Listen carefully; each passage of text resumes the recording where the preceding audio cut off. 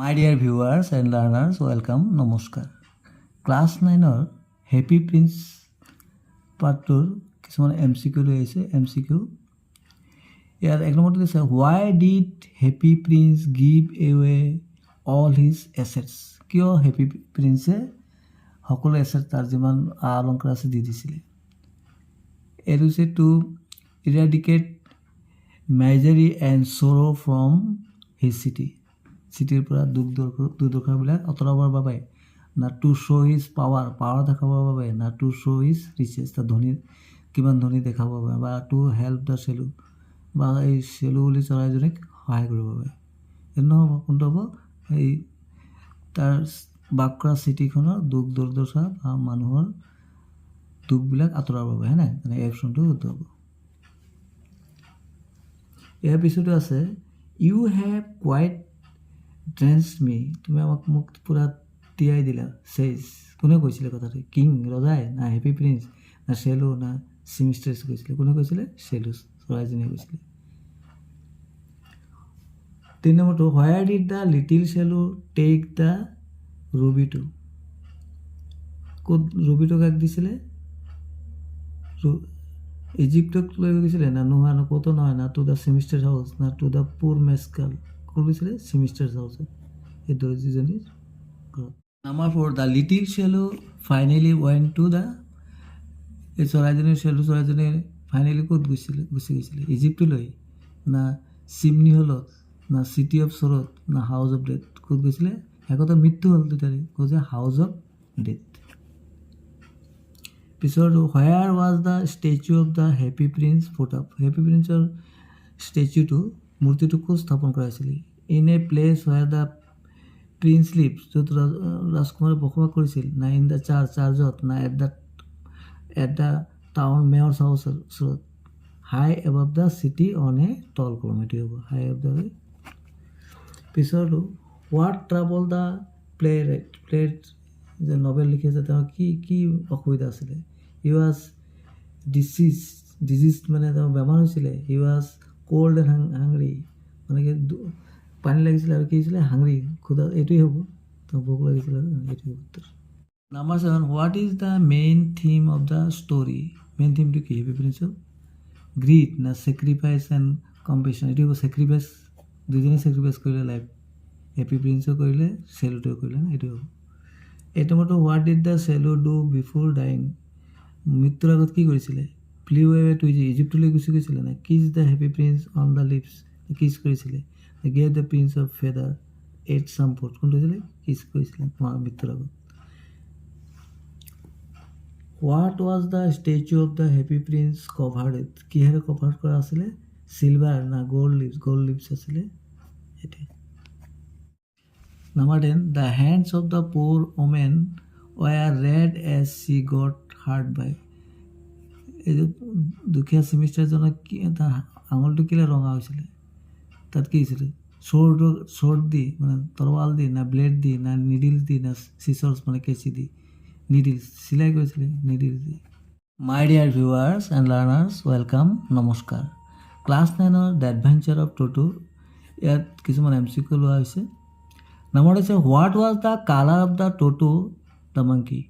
এই ট'টো নামক monkey বান্দৰটোৰ colour বা ৰংটো কেনেকুৱা আছিলে? ব্লেক আছিলে, না ব্ৰাউন আছিলে, না হোৱাইট, না ৰেড আছিলে? সেইটো দুটো, where did the writer grandfather live? ৰাইটাৰৰ গ্ৰাণ্ডফাদাৰ ক'ত বসবাস কৰিছিলে?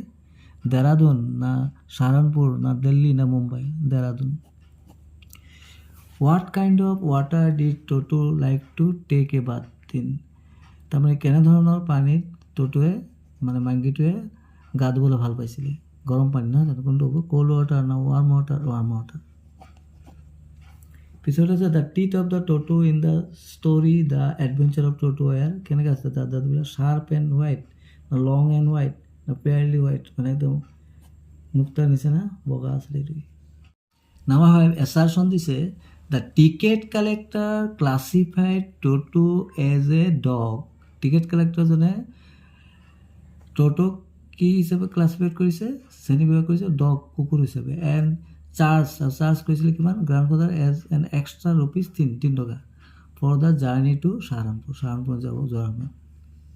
এইটো সঁচাই ৰিজনটো কি দিছে Toto poked his head out of the canvas kit bag and the ticket collection ticket collector হ'ব collector classified animal based on the specific physical feature হয় না টটোৱে যেতিয়া কি ডিঙিটো ওলাইছিলে এই কেনভাছৰ বেগৰ পৰা তেতিয়া তেওঁক ক্লাছিফাইড কৰিছিলে মানে ডগ হিচাপে ৰিজনটো সঁচা দুটাই সঁচা both assertion and reason are true and R is the correct answer এইটো হ'ল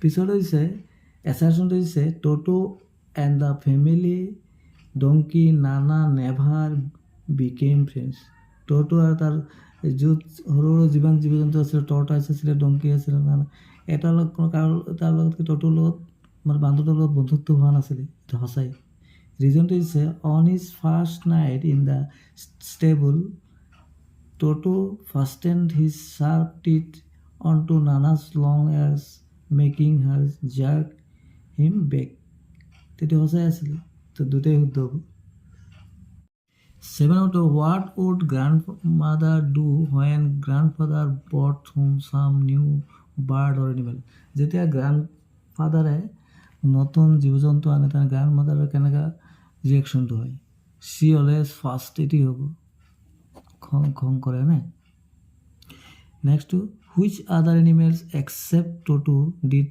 একম্পেনী গ্ৰাণ্ডফাদাৰ টু চাহাৰানপুৰ যেতিয়া চাহাৰানপুৰলৈ গৈছিলে তেতিয়া গ্ৰাণ্ডফাদাৰৰ লগত টটোতো গৈছে মাংকিটোকতো দি আহিব গৈছিলে তেতিয়া তাৰ লগত মাংকিটো বাদে টটো